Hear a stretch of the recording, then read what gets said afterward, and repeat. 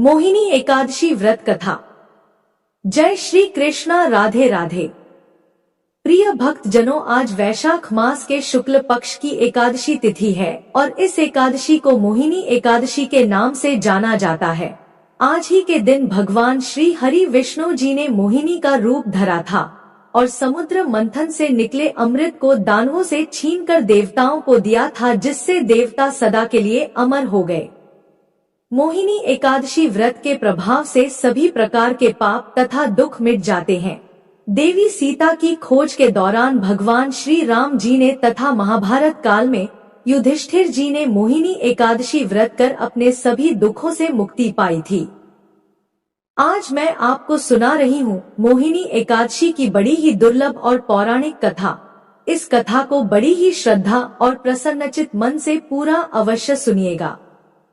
एक बार अर्जुन ने भगवान श्री कृष्ण जी से कहा, है मधुसूदन, वैशाख माह की शुक्ल पक्ष की एकादशी का क्या नाम है तथा उसके उपवास को करने का क्या विधान है? कृपा कर यह सब मुझे विस्तार पूर्वक बताइए। अर्जुन की बात सुनकर भगवान श्री कृष्ण जी ने कहा, है अर्जुन, मैं एक पौराणिक कथा सुनाता हूँ जिसे महर्षि वशिष्ठ जी ने श्री रामचंद्र जी से कहा था। उसे मैं तुमसे कहता हूँ, ध्यान पूर्वक श्रवण करो। भगवान श्री कृष्ण जी ने कहा, है अर्जुन, एक समय की बात है, श्री राम जी ने महर्षि वशिष्ठ जी से कहा, है गुरु श्रेष्ठ, मैंने जनक नंदिनी सीता जी के वियोग में बहुत कष्ट भोगे हैं। अतः मेरे कष्टों का नाश किस प्रकार होगा? आप मुझे कोई ऐसा व्रत बताने की कृपा करें जिससे मेरे सभी पाप और कष्ट नष्ट हो जाएं।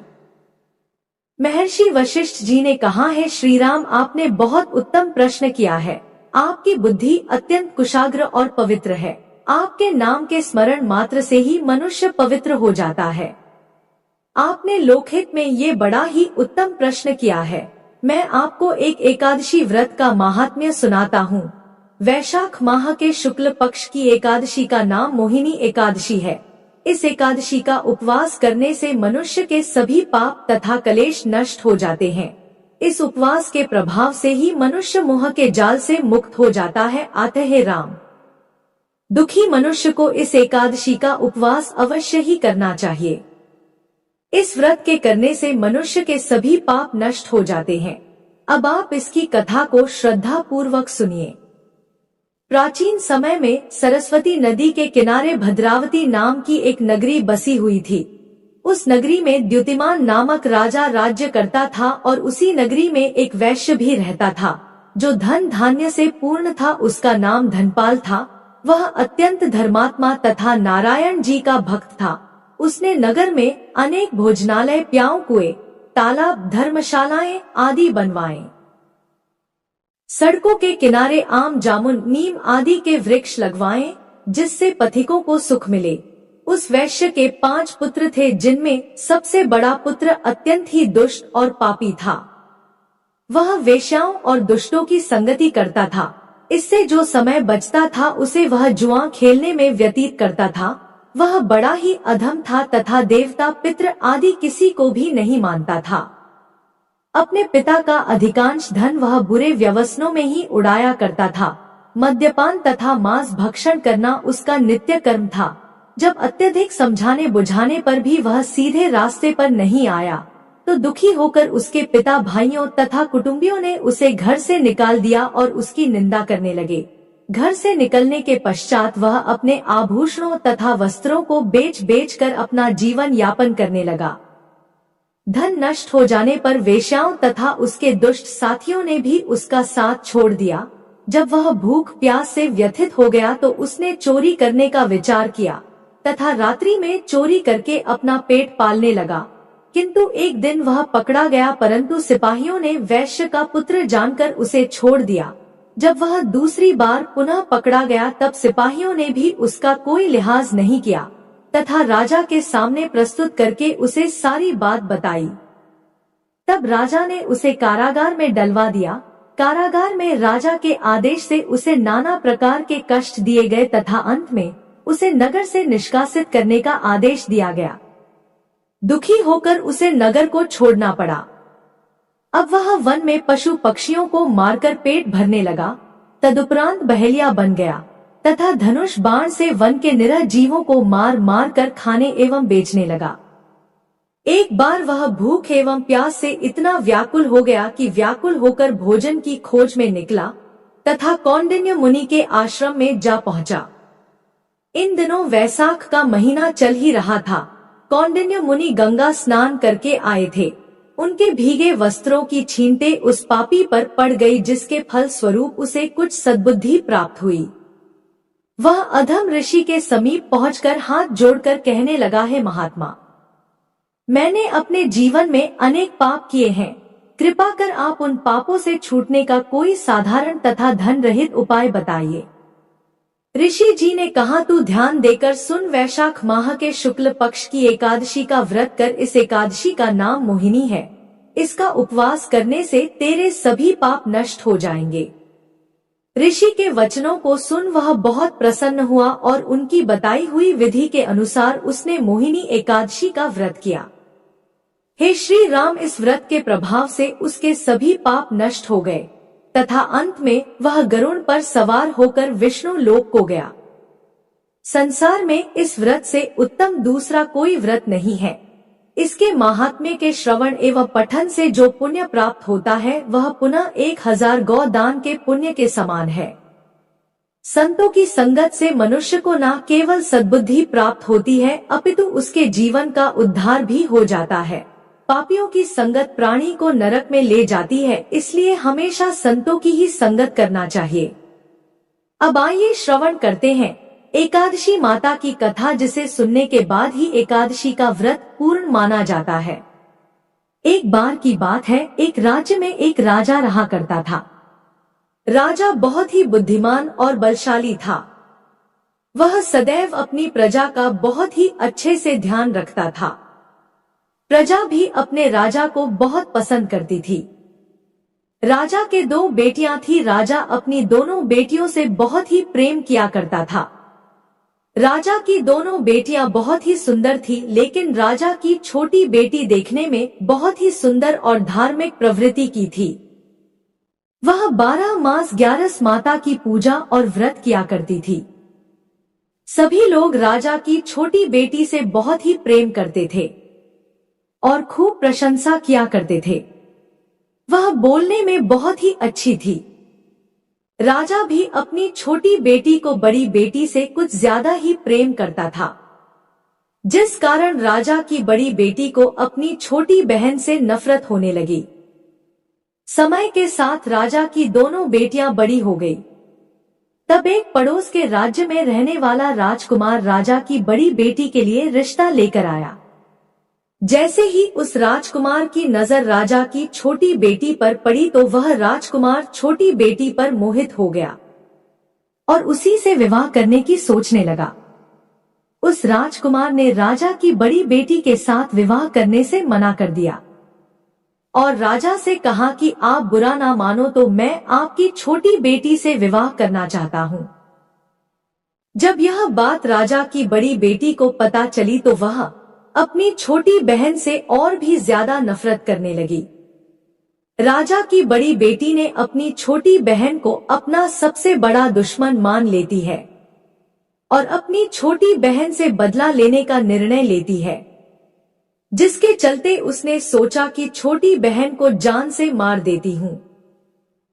एक दिन राजा की बड़ी बेटी ने लड्डू में जहर मिलाकर अपनी छोटी बहन को दे दिया। छोटी बहन ने वो लड्डू खा लिया, लेकिन लड्डू खाने के बाद भी छोटी बहन को कुछ भी नहीं हुआ। बड़ी बहन यह देखकर बहुत ही आश्चर्यचकित हुई, लेकिन बड़ी बहन ने हार नहीं मानी। एक दिन जब छोटी बहन अपने कमरे में सो रही थी तब उसने मटके में सांप रखकर उसके कमरे में छोड़ दिया, लेकिन सांप भी छोटी बहन को कुछ नहीं कर पाया। जिसके बाद बड़ी बहन ने अपनी छोटी बहन से कहा कि चलो बहन, आज हम कुएं से पानी भर कर लाते हैं। तो छोटी बहन अपनी बड़ी बहन के कहे अनुसार उसके साथ पानी लेने के लिए चली गई। जैसे ही वह पानी कुएं से निकालने लगी तो बड़ी बहन ने उसे कुएं में धक्का दे दिया। लेकिन ग्यारस माता के आशीर्वाद से वह सकुशल बाहर निकल आई। यह देखकर उसे बहुत ही आश्चर्य हुआ कि ना जाने मैंने कौन कौन से प्रयास किए हैं, फिर भी इसका कुछ भी नहीं बिगड़ा।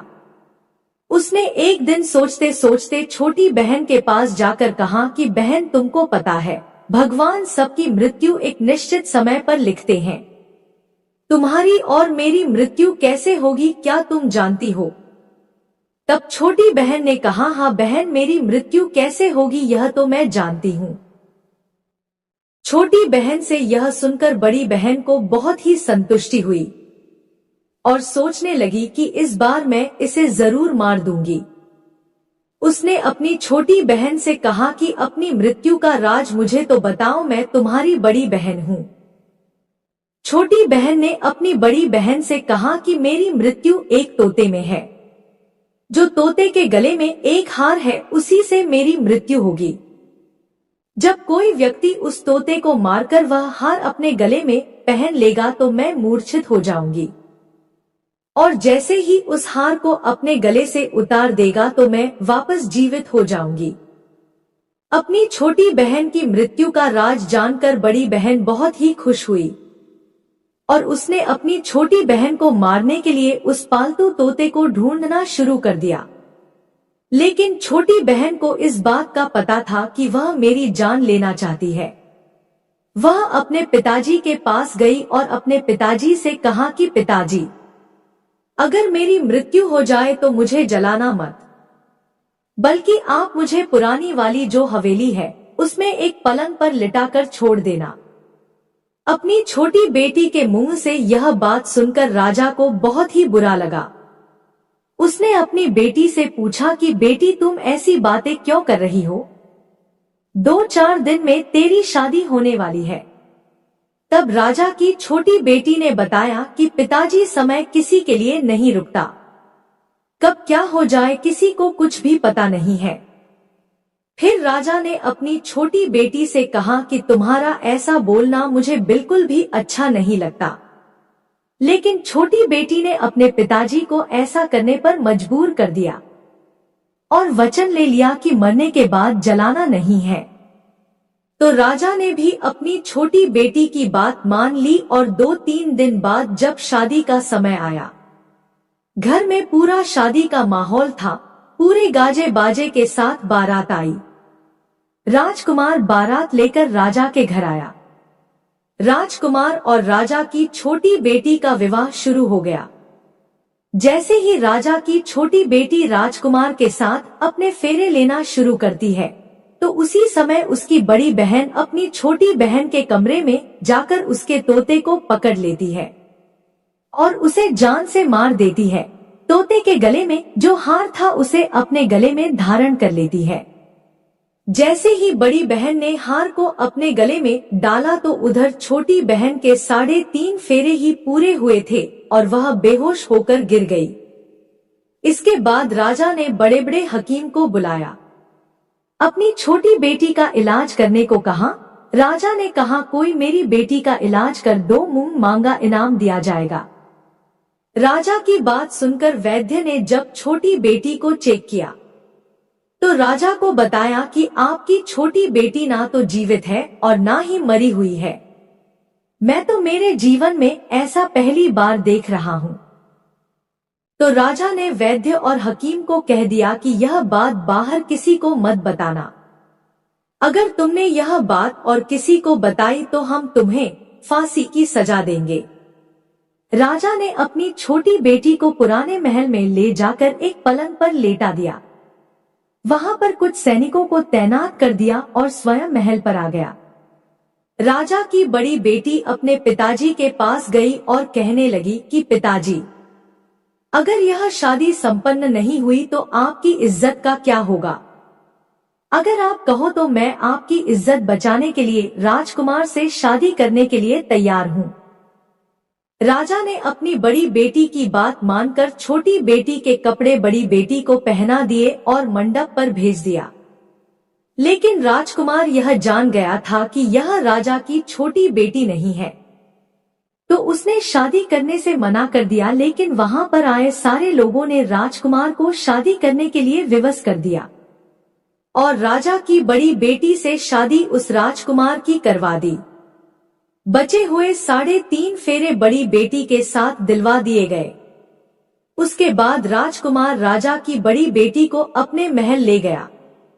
राजकुमार राजा की बड़ी बेटी से ना तो बात करता था और ना ही उसे पसंद करता था और ना ही उसके कमरे में जाता था। राजकुमार ने यह फैसला ले लिया कि मैं राजा की छोटी बेटी को ढूंढ कर ही रहूंगा। वह रात दिन उसे ढूंढता हुआ इधर उधर घूमने लगा। एक दिन राजकुमार अपने घोड़े पर सवार होकर राजा के पुराने महल के पास पहुंच गया, जहां पर उसने कुछ सैनिकों को देखा। महल के पास पहुंचकर राजकुमार ने जब महल को ध्यान से देखा तो वह समझ गया कि यह मेरे ससुर का पुराना महल है। तब राजकुमार ने सैनिकों से पूछा कि तुम लोग यहाँ पर क्या कर रहे हो और इस महल के अंदर उस पलंग पर कौन लेटा है। तो सैनिकों ने बताया कि यहाँ पर राजा की छोटी बेटी लेटी है।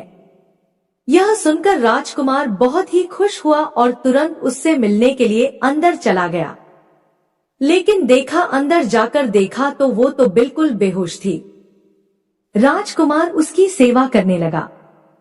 जैसे ही रात हुई राजा की छोटी बेटी उठकर बैठ गई।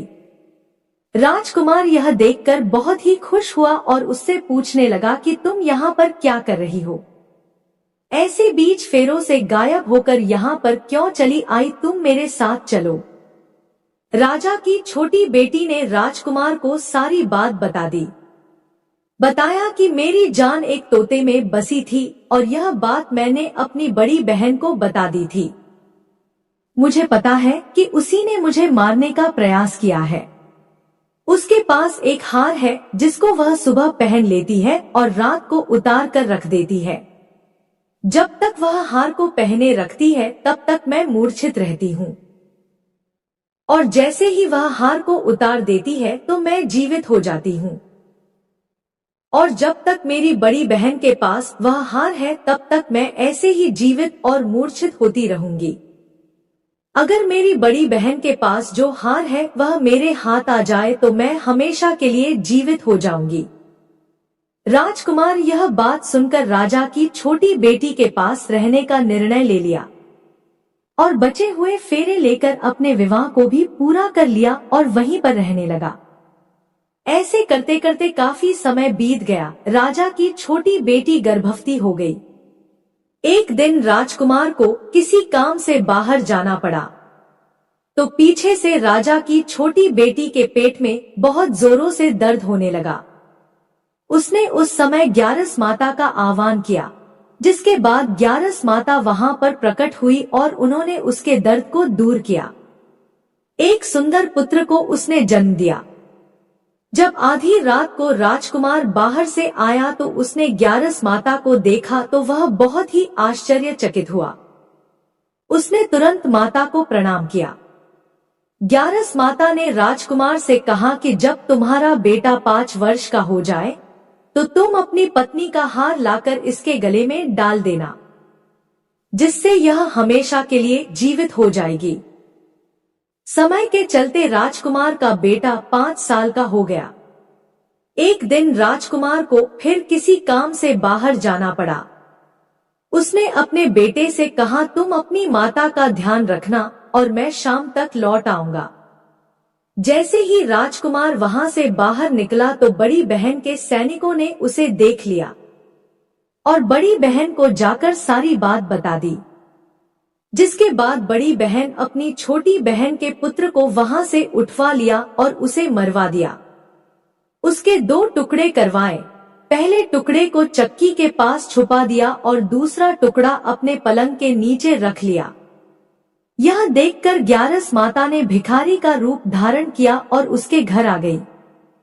भिक्षा मांगने लगी तो बड़ी बहन ने अपने नौकरों से कहा कि जाओ भिखारी को भिक्षा दे दो।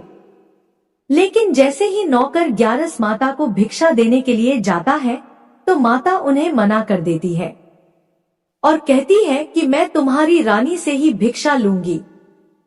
नौकरों ने अंदर जाकर कहा कि रानी वह हमसे भिक्षा नहीं ले रही है, बोल रही है कि मैं रानी से भिक्षा लूंगी। जब बड़ी बहन स्वयं भिक्षा देने के लिए भिखारिन बनी ग्यारस माता के पास आती है, उससे पहले ही माता एक बिल्ली का रूप बनाकर उसके कमरे में चली जाती है। वहां पर जो छोटी बेटी के पुत्र का एक टुकड़ा था वह उठा लेती है और दूसरा चक्की के पास से उठाकर जीवित कर देती है और वहां से लेकर चली जाती है और राजकुमार को सारी बात बताकर उन्हें उसका बेटा सौंप देती है। राजकुमार अपने बेटे को लेकर उस बड़ी बहन के पास जाता है और उसे कहता है कि इस बच्चे का अच्छे से ध्यान रखना है। अगर तुम इस बच्चे का अच्छे से ध्यान रखोगी तो ही मैं तुमसे बात करूंगा, वरना मैं यहाँ से चला जाऊंगा।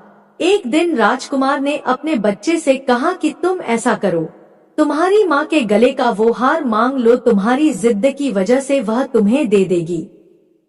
अपने पिताजी के कहे अनुसार लड़का अपनी बड़ी माँ के पास जाकर कहता है कि माँ, मुझे तुम्हारे गले का हार चाहिए।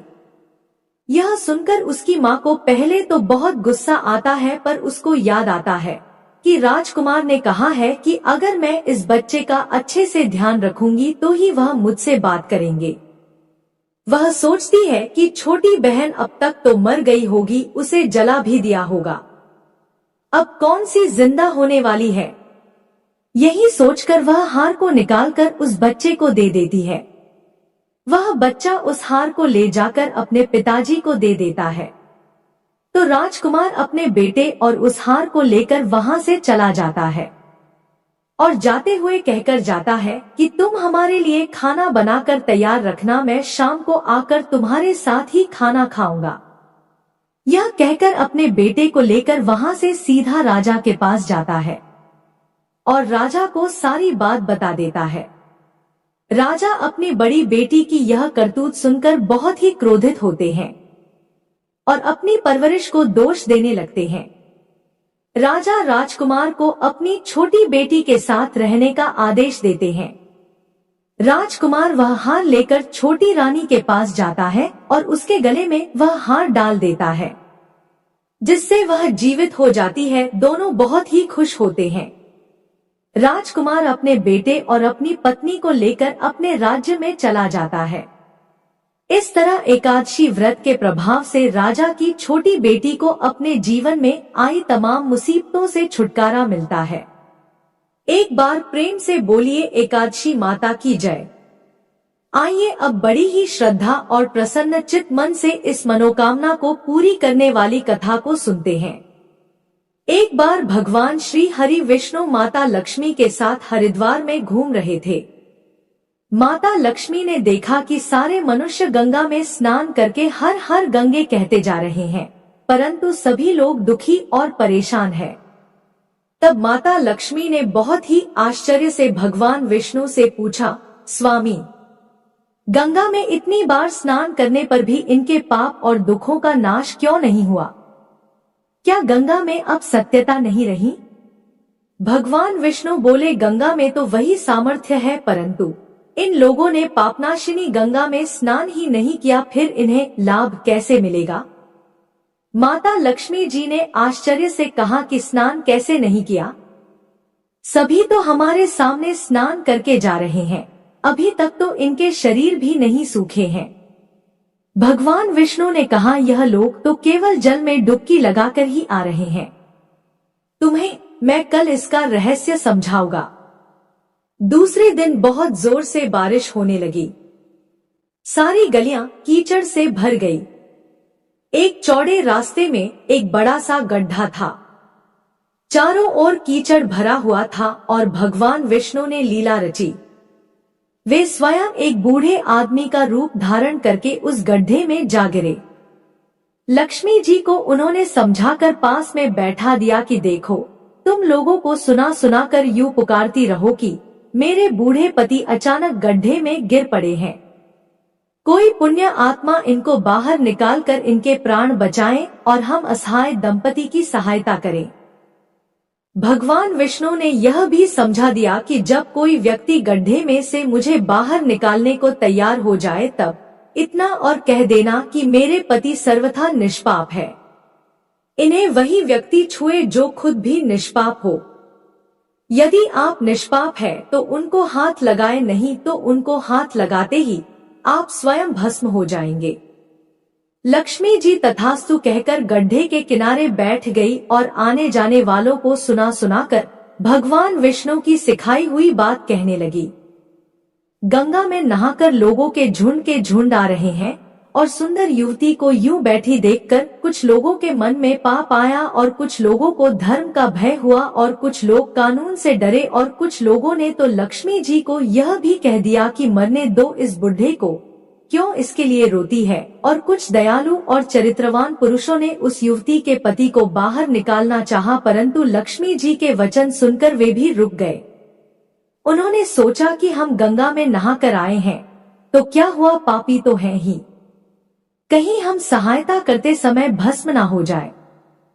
उनके पास कई व्यक्ति आए परंतु किसी का साहस नहीं हुआ। सैकड़ों आए और सैकड़ों ने पूछा और चले गए। संध्या का समय हो चला। तब भगवान विष्णु ने माता लक्ष्मी से कहा, देखा आया कोई सच्चे मन से गंगा में नहाने वाला। तब थोड़ी देर बाद एक नौजवान युवक हाथ में एक लोटा लिए हुए हर हर गंगे कहता हुआ आया। लक्ष्मी जी ने उसे भी वही बात कही। उस युवक का हृदय करुणा से भर आया। उसने भगवान विष्णु को बाहर निकालने की तैयारी की। लक्ष्मी जी ने उसे रोककर कहा कि भाई, यदि तुम सर्वथा निष्पाप नहीं हो तो मेरे पति को छूते ही तुम भस्म हो जाओगे।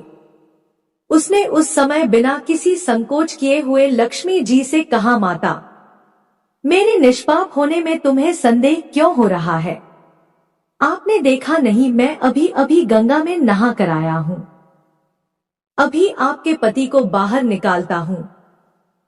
युवक ने लपक कर उस बूढ़े आदमी को ऊपर उठा लिया। भगवान श्री हरि विष्णु और माता लक्ष्मी ने उसे सच्चा भक्त समझकर अपना असली रूप प्रकट कर दर्शन देकर उसका जीवन धन्य किया।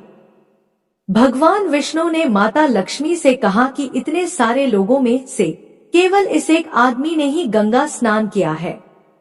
इस दृष्टांत के अनुसार जो लोग बिना श्रद्धा और विश्वास के केवल दिखाने के लिए गंगा स्नान करते हैं उन्हें वास्तविक फल प्राप्त नहीं होता। परंतु इसका यह मतलब नहीं है कि गंगा स्नान व्यर्थ जाता है। गंगा स्नान का बहुत पुण्य भी है। गंगा आज भी उतनी ही सामर्थ्यवान है। बोलिए लक्ष्मी नारायण भगवान की जय।